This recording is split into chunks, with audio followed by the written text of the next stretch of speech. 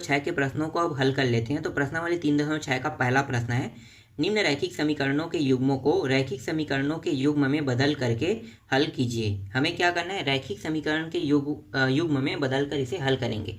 ऐसा क्यों करने के लिए गया है प्रश्न में, तो चलो मैं अभी बताता हूँ इसको। पहले प्रश्न को लिख लेते हैं। तो पहला प्रश्न है 1/2x प्लस 1/3y बराबर 2। और इसमें एक और समीकरण है, वो है 1/3x प्लस 1/2y बराबर 13/6। ठीक है, 13/6 है।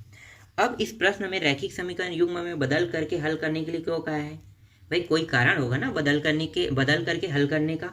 तो यहाँ पे इसको थोड़ा सा समझते हैं। तो इसको पहले हल करते हैं। ठीक है, पहले समीकरण को हल कर लो। तो हल करेंगे तो ये हो जाएगा, नीचे के दोनों मान बराबर करेंगे तो ये होगा 3 दूनी 6 और एक्स वाई, तो ये होगा 6xy प्राप्त हो गया। यहाँ पे इस 3 का गुणा ये हो जाएगा 3y हो जाएगा, 3y का, और 2x से गुणा इधर होगा तो 2x ये हो जाएगा। और यहाँ पे क्या है, यहाँ पे 2 है। ठीक, आगे थोड़ा सा और हल कर लो। तो ये हो गया 3y प्लस 2x बराबर 6 दूनी कितना हो गया 12, उस साइड जाके तीजा गुणा के रूप में ऊपर चला जाएगा तो 12xy हो जाएगा। ठीक, ये अब हल हो रहा है कि नहीं हो रहा है, या देखो अगर यहाँ पे देखो तो एक समीकरण प्राप्त हो रहा है, लेकिन यहाँ पे एक्स वाई जो है वो गुणा के रूप में प्राप्त हो रहा है, जो इस प्रश्न को हल करने के लिए बिल्कुल प्राप्त नहीं होना चाहिए। इसीलिए प्रश्न में क्या कहा है कि रैखिक समीकरण के युग्म को बदल के हमें हल करना है। मतलब जो ये मान है एक्स और वाई है उसको हमें कुछ मान के हल करेंगे, तभी क्या होगा, ये जो मान प्राप्त हो रहा है एक्स वाई के दोनों गुणा के रूप में प्राप्त हो, ये प्राप्त नहीं होगा और आगे हम हल कर पाएंगे। तो चलो अब इसको हल करते हैं।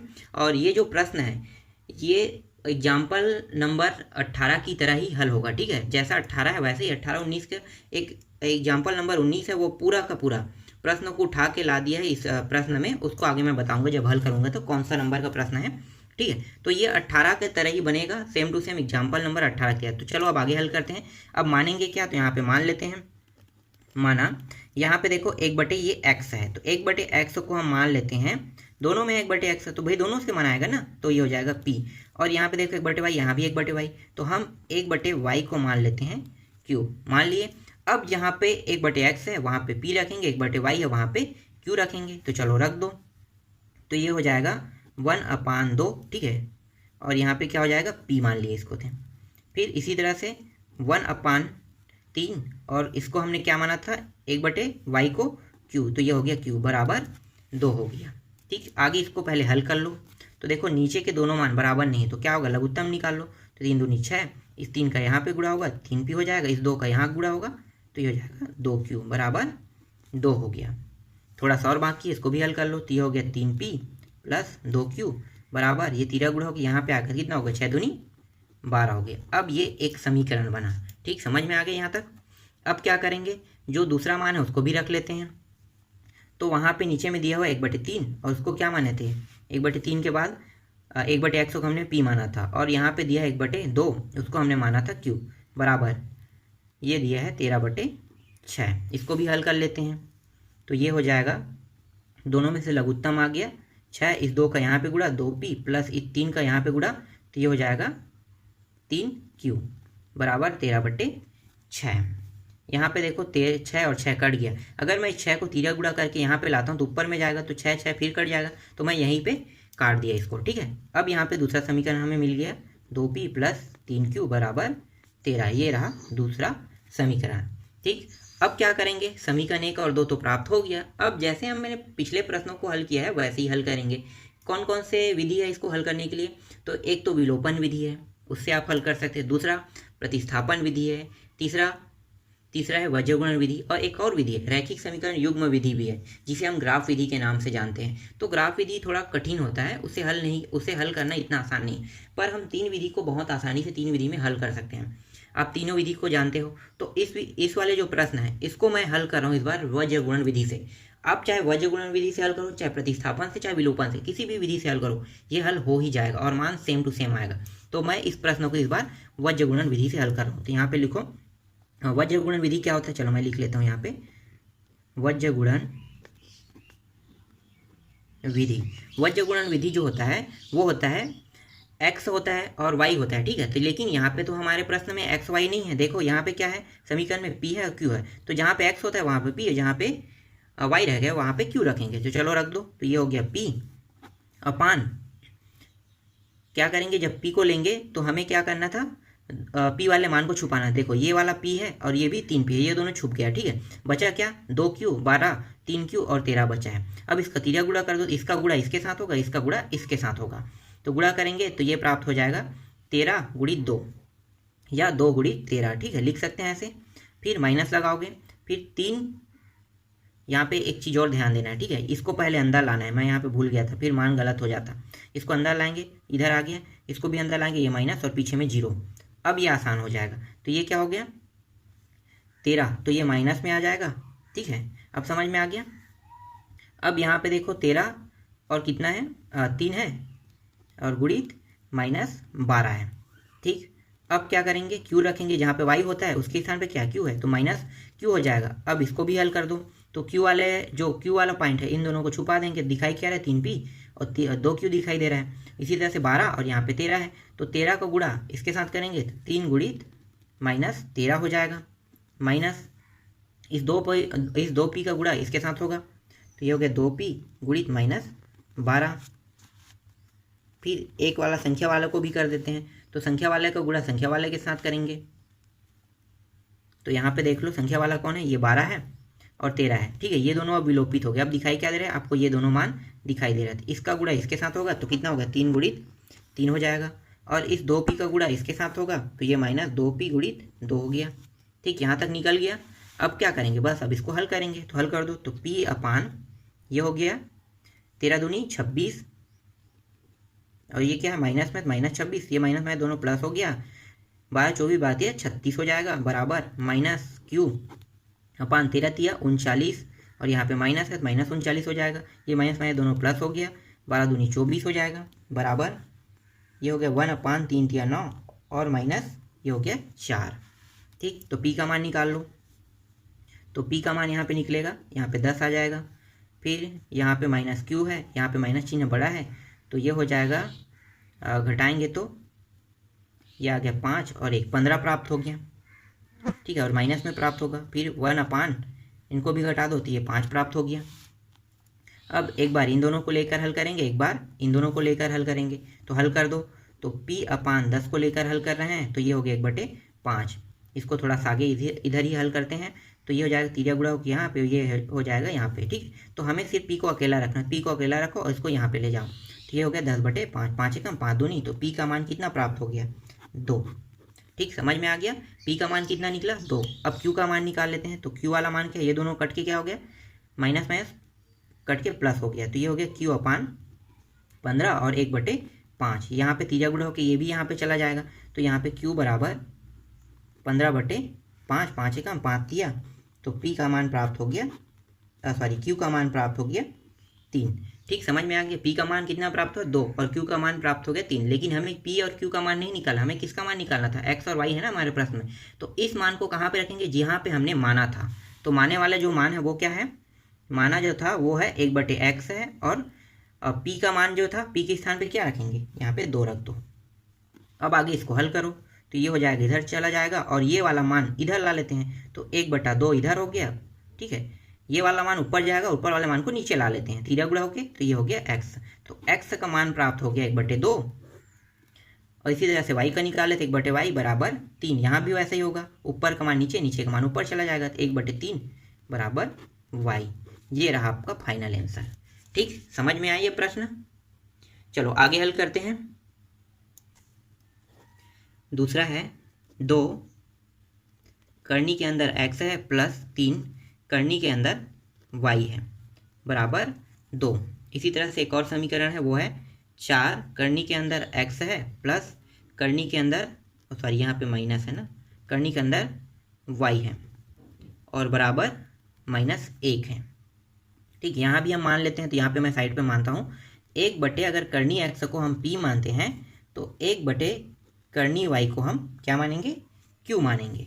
अब इन मानों को यहाँ पे रख देते हैं, तो 2 और इसको हमने क्या माना था, 1/, करनी x को हमने माना था p, तो ये हो गया p +3, इसको हमने क्या माना था q, तो ये हो गया q बराबर 2, ये हो गया समीकरण 1। इसी तरह से ये हो गया 4p और ये हो जाएगा -9q बराबर 3 होगी, बराबर -1 हो गया। ठीक, ये दूसरा समीकरण हो गया। ठीक, यहाँ तक आपको समझ में आ गया। आगे हल करें। अब हम क्या करेंगे, इसको भी हल करने की 4 विधि है, आप जिससे हल करना चाहो उससे कर सकते हो। इस बार मैं इस प्रश्न को विलोपन विधि से हल कर रहा हूँ। ठीक है, आपको ये सारे विधि अच्छे से याद होना चाहिए, क्योंकि इन्हीं विधियों से प्रश्न बना है। अगर आपको कह दिया जाएगा कि ये प्रश्न विलोपन विधि से हल करो, हो सकता है इसको प्रतिस्थापन में या वज्रगुणन विधि से हल करो कह दिया, तो आपको क्या करना है, उसको हल करना है। कभी भी ग्राफ विधि का उपयोग नहीं करेगा। ग्राफ विधि तभी हल करने के लिए कहेगा जब पहले से ग्राफ वाला जो प्रश्न है उसी बस को ग्राफ विधि से हल करने के लिए कहेगा। तो आपको तीनों विधि कंठस्थ याद होना चाहिए। कौन सा, वज्रगुणन और विलोपन और प्रतिस्थापन। इस बार मैं विलोपन विधि से हल कर रहा हूँ। तो विलोपन विधि क्या होता है आपको पता होगा। विलोपन विधि में हमें इन दोनों चरों में से, अब ठीक है, अब चर राशि क्या बन गया, p और q बन गया है, x के स्थान पे आया। तो इन दोनों में से किसी एक के मान को हमें क्या करना होता है, बराबर करना है। तो हम यहाँ पे p वाले को बराबर करते हैं। तो यहाँ पे देखो, यहाँ पे 4 है, यहाँ पे 2 है, तो हल हो सकता है क्या, नहीं हल हो सकता। क्या करेंगे, इसको भी 4 लाएंगे, तो 2 का अगर गुणा कर देंगे तो ये हो जाएगा 4। तो यहाँ पे लिखो समीकरण 1 में 2 का गुणा करके समीकरण 2 में घटाने पर तो ये हो जाएगा, इस पूरे पद में 2 का गुणा करो तो ये हो जाएगा, 2 का गुणा करेंगे तो ये 4p हो जाएगा, प्लस इसके साथ भी 2 का गुणा होगा तो ये 6q हो जाएगा, बराबर इसके साथ भी 2 का गुणा होगा तो ये हो गया 4। ठीक, ये बन गया। अब हम क्या करेंगे, इस मान को उतार दो, 4p - 9q बराबर -1, और क्या कहा है, घटाने के लिए, तो घटा देते हैं। तो चिन्ह में क्या हो जाएगा, परिवर्तन हो जाएगा, जो प्लस था वो माइनस, माइनस प्लस। अब यहाँ पे देखो, ये प्लस माइनस होने के कारण कट गया, ये दोनों क्या है, प्लस प्लस में जुड़ जाएगा, तो कितना होगा, ये हो जाएगा 15q हो जाएगा, बराबर इन दोनों को भी देखो घटा देंगे तो कितना प्राप्त होगा, तो ये प्लस 1 5 प्राप्त हो गया। ठीक, तो यहाँ पे q का मान निकल जाएगा 5/15, 5 एकम 5 तिहत 1/3 प्राप्त हो गया q का मान। ठीक, समझ में आ गया। अब इस q के मान को हम चाहे समीकरण 1 में रखें चाहे समीकरण 2 में रखें, p का मान निकल जाएगा, तो हम इसे समीकरण 1 में रख देते हैं। तो यहाँ पे लिखो q का मान समीकरण 1 में रखने पर, तो समीकरण 1 है 2p + 3q बराबर 2। यहाँ पे मान रखेंगे किसका, 1/3 q का मान रखेंगे, तो ये हो गया 2p + 3 q का मान आया है 1/3 आया है, बराबर 2। तो यहाँ पे 3 दोनों कट गया, तो यहाँ पे बचा क्या, 2p + 1 बराबर 2। इस यहाँ पे 2p, ये जो 1 है उसको उस पार ले जाएंगे, तो ये हो जाएगा 2 - 1, तो ये हो जाएगा 2p बराबर 1 प्राप्त होगा। तो p का मान कितना प्राप्त होगा, 1/2 प्राप्त हो गया। ठीक, p और q का मान तो निकल गया, तो हमें क्या निकालना था, हमें x और y के मान को निकालना है, क्योंकि हमारा चर राशि तो वही है, हमने इसको सिर्फ माना है हल करने के लिए। ठीक है, तो हम क्या करेंगे, अब जो इसको माना है वहाँ पे इसके मान को रख देते हैं, तो रख दो। तो हमने p को माना था 1/करनी x, और p का मान कितना निकला है, p का मान 1/2 आया है, तो हमने p के स्थान पे रख दिया यहाँ पे 1/2। इसको आगे हल कर लेते हैं। तो ये जो मान है इसको इधर ले जाएंगे, ठीक है, तिर्यक गुणा होकर ये मान इधर आ जाएगा, ये मान ऊपर चला जाएगा। ठीक, तो ये हो जाएगा, ये ऊपर गया 2, तो 2 ऊपर में चला गया, और ये x से यहाँ पे आ गया। इसको अगर आगे और हल किया जाए तो दोनों को वर्ग कर देंगे। ठीक है, वर्ग करोगे तो कितना होगा, 2 × 2 मतलब 2 का वर्ग, ये इसका भी वर्ग कर दिए, तो ये हो जाएगा 4 हो जाएगा, और ये हो जाएगा, इससे करनी हट के x हो जाएगा। तो x का मान कितना प्राप्त हुआ, यहाँ पे 4 प्राप्त हो गया। ठीक है, यहाँ पे अगर देखा जाए तो फाइनल आंसर यहीं पे कंप्लीट होगा, लेकिन वर्क करेंगे तो यहाँ तक आ जाएगा। ठीक, इसी तरह से उसको भी हल कर देते हैं। 1/करनी y को बराबर, क्या माने थे, करनी y का मान कितना आया है, मतलब q का मान कितना है, 1/3 आया है, तो यहाँ पे रख देते हैं। तो ये मान तिर्यक गुणा ऊपर चला जाएगा, ये मान इधर आ जाएगा, तो ये हो जाएगा 3 हो जाएगा, 3 एकम 3, और ये हो जाएगा y। ठीक, अब इसको भी वर्ग कर देंगे, तो वर्ग करेंगे कितना होगा, 9, और ये हो जाएगा y। तो y का मान आपको प्राप्त हो गया यहाँ पे 9, ये रहा इसका आंसर। ठीक, यही तक हमें कंप्लीट करना था। चलो अगले प्रश्न को अब हल कर लेते हैं। तीसरा प्रश्न है, 4x प्लस 3y बराबर 14 और दूसरा मान है 3x माइनस 4y बराबर 23। अब यहाँ पे देखो, अब हम इसमें किसको मानेंगे, तो देखो यहाँ पे 4y तो ऊपर में है, तो ऊपर में तो हमें 4y को मानने की जरूरत नहीं, हमें सिर्फ किसको मानना है, 1/x। मतलब जब भी नीचे में मान रहेगा x का मान या y का मान, सिर्फ उसी को हमें मानना होता है, बाकी को हमें मानने की जरूरत नहीं है। तो हम क्या करेंगे, सिर्फ हम 1/x को मान लेते हैं, माना p, बाकी जैसा वैसा रहने दो, ठीक है। तो ये हो जाएगा 4 और ये हो गया p प्लस 3y बराबर 14 हो गया। इसी तरह से यहाँ भी मान लेते हैं, तो ये हो गया 3p माइनस 4y बराबर 23। तो देखो यहाँ पे फॉर्म प्राप्त हो गया ना, हमें सिर्फ एक मान को मानने की जरूरत पड़ा, सभी को मानने की जरूरत नहीं पड़ा। अब आगे इसको समीकरण 1, इसको समीकरण 2। अब इसको किस विधि से हल करना चाहते हो, जिस विधि से हल करना चाहते हो उस विधि से ऐसे हल कर सकते हो, प्रतिस्थापन, विलोपन और वज्रगुणन, इन तीनों में से किसी को। तो मैंने 2 विधि से तो हल कर दिया है, तीसरा बस बचा है, किस विधि से हल करें, प्रतिस्थापन विधि से। चलो इसको प्रतिस्थापन विधि से हल करते हैं। तो प्रतिस्थापन विधि क्या होता है, हम समीकरण 1 को लेना होगा, समीकरण 1 से ये हो जाएगा 4p और यहाँ पे कितना है प्लस 3y बराबर 14। ये जो 3y है उसको उस पर ले जाएंगे, यहाँ पे बचेगा क्या, 4p बचेगा 14 और ये हो जाएगा माइनस 3y उस साइड जाके, ये हो जाएगा p यहाँ पे रहने, तीरा गुणा के रूप में नीचे आ जाएगा, तो ये हो जाएगा 3y बराबर यहाँ पे होगा 4। अब इस p के मान को, ठीक है, कहाँ पे रखेंगे, समीकरण 2 पे रखेंगे, तो रख दो समीकरण 2 में। तो समीकरण 2 है 3, p का मान कितना है 14 माइनस 3y बराबर 4 माइनस 4y बराबर 23। इस 3 का अंदर गुणा कर देते हैं, तो 14 तिया कितना होगा 42 हो जाएगा, माइनस 3 तिया 9y हो जाएगा और ये नीचे में होगा 4 माइनस 4y बराबर 23। तो आगे जब इसको हल करेंगे तो ये हो जाएगा 42 माइनस 9y, ये दोनों मान नीचे के बराबर नहीं है, तो क्या करेंगे, बराबर करेंगे, तो इसका टोटल लघुत्तम आ जाएगा 4, इस 4 का यहाँ पे गुणा होगा तो ये हो जाएगा 16 हो जाएगा, तो 4 चौक 16y बराबर 23। ठीक, यहाँ तक आपको समझ में आ गया। इस 4 को यहाँ गुणा कर देंगे तो यहाँ पे बचेगा क्या, 42 माइनस 9y माइनस 16y बराबर 23 गुणित 4। अब यहाँ पे पहले इसको हल कर लेते हैं, तो ये हो गया 4 तिया 12 का 2 हासिल आए 1, 4 दूनी 8 1 9, तो ये प्राप्त हो गया 92 प्राप्त होगा। अब ये जो 42 है इसको इस पर ले आते हैं, तो ये क्या हो जाएगा माइनस 42 हो जाएगा, तो ये हो गया माइनस 42, ठीक है, प्लस में था, और इन दोनों को जोड़ देते हैं तो ये हो जाएगा 25 माइनस 25y हो गया। अब इन दोनों को घटा दो तो ये 0 प्राप्त हो गया, ये 5 प्राप्त हो गया, यहाँ पे 50 आ गया। ठीक, अब ये जो 25 है इसको हम तिरिया गुणा करके इस साइड ला लेते हैं, तो ये क्या हो जाएगा माइनस के साथ ला लेते, तो माइनस 25, तो ये हो गया 25 से कम 25 दूनी, तो माइनस 2 प्राप्त होगा।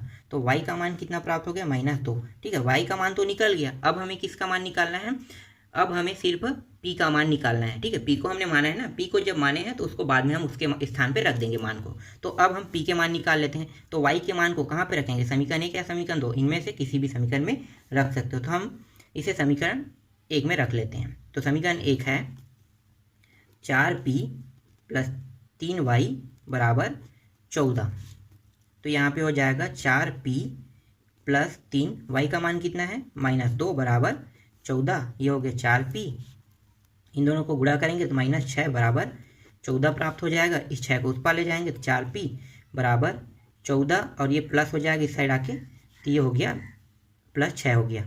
फिर यहाँ पे p बराबर, इन दोनों को जोड़ेंगे कितना होगा 20 हो जाएगा। ठीक है, अब ये 4 तिरिया गुणा कहाँ पे आ जाएगा नीचे, तो p का मान कितना प्राप्त होगा 4 पंचे 20, 5 प्राप्त हो गया।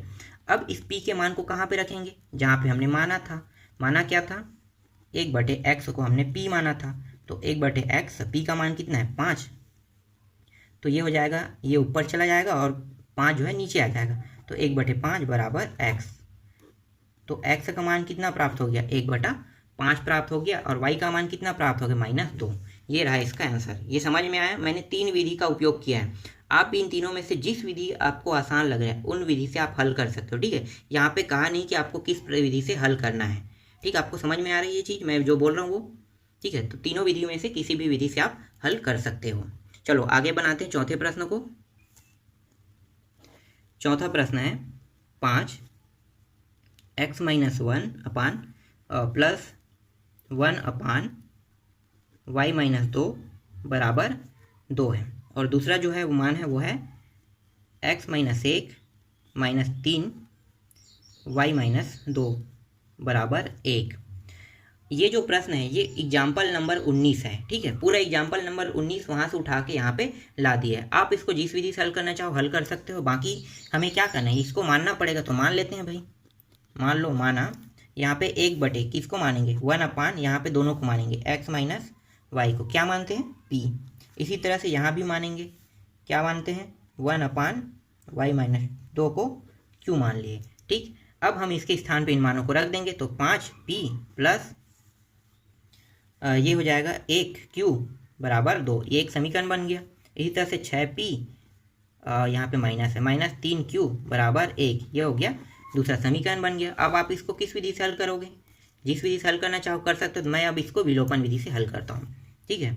तो विलोपन विधि में क्या होता है, इन दोनों चरों में से किसी एक चर के मान को हमें बराबर करना है, चाहे हम p को करें चाहे हम q को करें। तो इस बार मैं q के मान को बराबर कर रहा हूँ, ठीक है, q वाले मान को। तो q में देखो ये मान 1 है और ये मान कितना है 3 है। तो 3 और 1 क्या कर सकता है, नहीं कर सकता। तो क्या करेंगे, दोनों को बराबर करेंगे। तो ये 3 है तो इसको भी 3 करेंगे। तो इस पूरे पद में 3 का गुणा कर दो। तो समीकरण 1 में 3 का गुणा करके समीकरण 2 के साथ, समीकरण 2 में देखो 2 में क्या करेंगे, समीकरण जोड़ेंगे ही घटाएंगे, क्योंकि यहाँ पे पहले से घटाने की चिन्ह लगा और ये प्लस है तो प्लस माइनस कट जाएगा। तो हम इसको जोड़ देंगे, में जोड़ने पर तो 3 का गुणा करेंगे उसके साथ। तो ये हो गया 5 या 15p प्लस 3q बराबर 3 दूनी 6। और यहाँ पे जो मान है उसको उतार लो, 6p माइनस 3q बराबर 1। अब इसको जोड़ दो। तो जोड़ेंगे तो ये दोनों मान कट गया। ये कितना होगा 15 और 6 21 p हो जाएगा। और ये कितना हो गया 7 हो जाएगा। तो यहाँ पे p का मान प्राप्त हो गया 7/21। 7 एकम 7 या 1/3 प्राप्त हो गया p का मान, ठीक। समझ में आ गया p का मान कितना निकला 1/3 निकला, ठीक है। मैं यहाँ पे लिख लेता हूँ 1/3।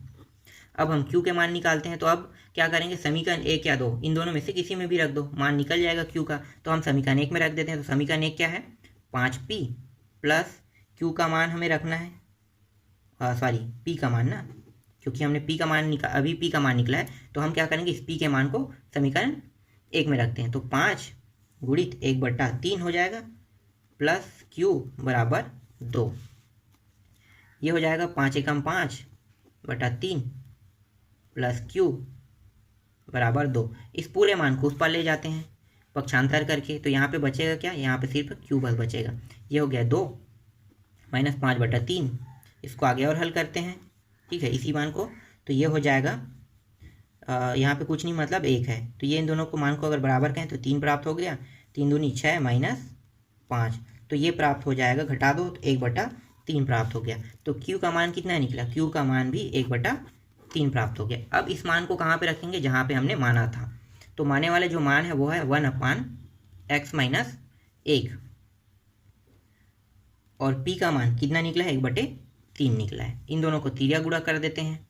तिर्या गुणा करेंगे तो ये मान प्राप्त हो जाएगा, 3 ऊपर चला गया और यहाँ पे x माइनस 1 यहाँ पे ऊपर आ गया। अगर इसको आगे और हल करते हैं तो ये जो 1 है इस पर ला लेते हैं पक्षांतर करके। तो 3 + 1 बराबर x, कितना हो जाएगा 3 + x, तो ये हो जाएगा 4 बराबर x। तो x का मान आ गया 4। इसी तरह से 1/y माइनस 2 है ना बराबर p, सॉरी q है। देखो यहाँ पे मैं थोड़ा सा गलती कर देता हूँ पी क्यू बोलने में, ठीक है। तो ये हो गया q हो गया। अब यहाँ पे q के मान को रख देंगे। चलो नीचे पे करते हैं। तो 1/y माइनस 2 बराबर 1/3। ये हो गया, तिर्या गुणा करेंगे नीचे का मान ऊपर चला जाएगा दोनों। तो ये 3 यहाँ पे आ गया, ये हो गया y माइनस 2 हो गया। अगर इसको आगे हल करते हैं तो ये हो जाएगा 3 + 2, ये इस साइड आके प्लस हो गया और यहाँ पे बचा y। तो यहाँ पे 3 2 कितना हो गया 5 बराबर y। तो y का मान यहाँ पे प्राप्त हो गया 5। ये आपको समझ में आया। तो y का मान यहाँ पे निकल गया 5, ठीक। आगे बढ़े अगले प्रश्न की ओर। पांचवा प्रश्न है 7x माइनस 2y बराबर xy बराबर 5 और दूसरा जो मान दिया है वो है 8x प्लस 7y अपान xy बराबर 15। ठीक है, अब इसको क्या करेंगे, तो इसको हम इस तरह से लिख सकते हैं 7x दोनों को अलग अलग कर लेते हैं तो ये xy हो जाएगा माइनस 2y और ये भी xy हो जाएगा बराबर 5। ठीक है, और इसको कैसे लिख सकते हैं 8x प्लस 7y दोनों में xy और यहाँ भी xy बराबर 15। अब यहाँ पे देखो x दोनों से कट गया, y यहाँ भी कट गया, जो जो कटा है उसको काट दो, तो बचा क्या, तो बचा है 7y माइनस 2x बराबर 5 बचा है। ठीक, ये समझ में आ गया। यहाँ पे बचा क्या 8y प्लस 7x बराबर 15 बचा है। अब इसमें मान लेते हैं हम इनके मानों को मान लेते हैं, तो यहाँ पे मान लो माना, यहाँ पे आगे में क्या इस बार y है तो हम y को मानेंगे 1/y बराबर हम p मानेंगे, और पीछे में क्या है 1/x है तो 1/x को इस बार हम q मान लेते हैं। तो रख दो इसके मानों को अब, तो ये हो गया 7p माइनस 2q बराबर 5, ये हो गया समीकरण 1। इसी तरह से 8p प्लस 7q बराबर 15, ये हो गया समीकरण 2। अब यहाँ पे समीकरण 1 और समीकरण 2 तो निकल गया है, तो अब आप क्या करोगे, इसको बना के देखोगे। ठीक है, मैंने मुझे जहाँ तक हल करना था वहाँ तक मैंने हल कर दिया है, बाकी अब आप हल कर सकते हो। तो हल करने के बाद आप p और q के मान को कहाँ पे रखोगे, यहाँ पे जहाँ पे हमने माना है वैसे ही आपको रखना है, और बाकी आप पूरा हल कर सकते हो। ठीक है, तो ये आपको समझ में आ गया होगा कैसे हल होगा। आगे बढ़ते हैं अगले प्रश्न की ओर। हाँ, अगर आप लोग इसको दिखाना चाहते हो मुझे, तो मेरा टेलीग्राम का जो चैट लिंक वाला है वो यहाँ पे लगा हुआ है इस वीडियो के नीचे जो डिस्क्रिप्शन बॉक्स में, तो वहाँ पे आप क्या करना, ज्वाइन हो जाना, और ज्वाइन होने के बाद आप बनाने के बाद मुझे इस प्रश्न को सेंड कर सकते हो। ठीक, तो चलो आगे बढ़ते हैं।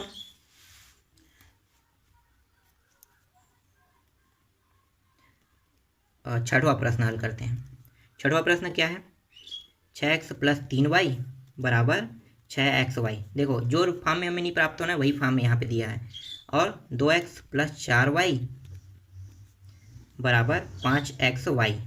ठीक है, तो अब इसको क्या करेंगे, ये जो 5xy है वो तिर्या गुणा के रूप में नीचे आ जाएगा, तो यहाँ पे आ जाएगा, तो ये हो गया 6x प्लस 3y और ये आ गया xy बराबर 6। इसी तरह से ये भी आ जाएगा 2x प्लस 4y में भी क्या होगा xy नीचे आ गया, यहाँ पे बचा क्या सिर्फ 5। अब इसको थोड़ा सा आगे हल कर लेते हैं, इसको इस तरह से लिख सकते हैं 6x और ये हो गया xy प्लस 3y और ये हो जाएगा xy बराबर 6।